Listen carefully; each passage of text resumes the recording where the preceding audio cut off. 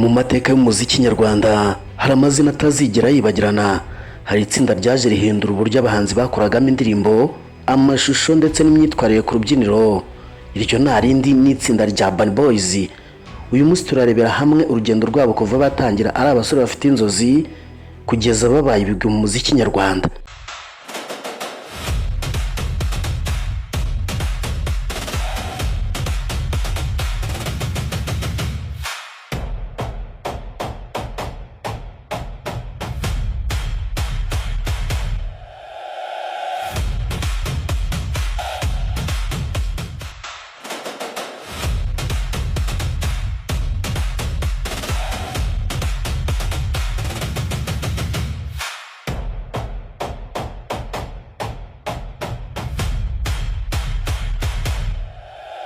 Murakaza neza kuri Kigali 250, urubuga rubagezaho amakuru y'imyidagaduro, umuziki, byamamare n'udushya dutandukanye bishyushye, byizewe kandi bikonogeye.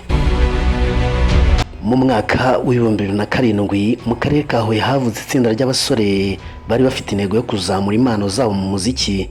Mu ntangiriro ryari itsinda rigizwe n'abantu batanu, harimo Safi Madiba, Nizo Kabosi, Humble Jizzo, Lino G hamwe na Scotty. Icyo gihe bari guhangana no kubona umwanya mu muziki wari umaze gutangira kuzamuka mu Rwanda. Indirimbo yabo ya mbere yamenyekanye ni Icyicaro, bakoze bakiri benshi.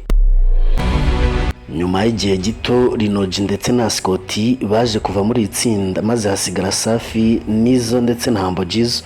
Aba batatu bahise batangira urugendo rushya n'indirimbo bise Sindi Indyarya, yabafashije kumenyekana cyane no kwinjira mu ruhando rw'umuziki nyarwanda.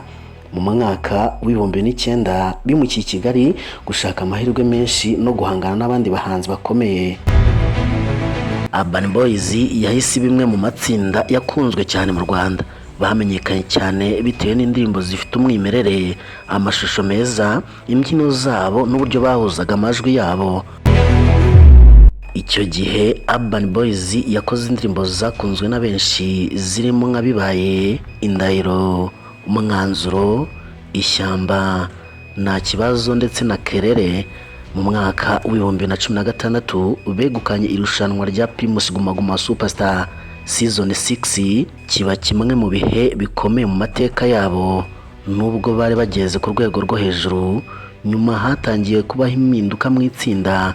Mu mwaka wa 2017 Safi Madiba yasezeye muri Urban Boys atangira gukora umuziki ku giti cye. Nizo ndetse na Humble Jizzo bakomeje gukoresha izina rya Urban Boys, ariko itsinda ntiryakomeje kumera nk'uko ryari rimeze mu bihe byaryo by'ubukorikori.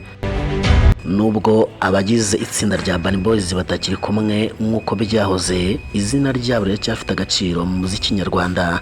Ni itsinda ryasize amateka akomeye kugeza na n'ubu n'isaha.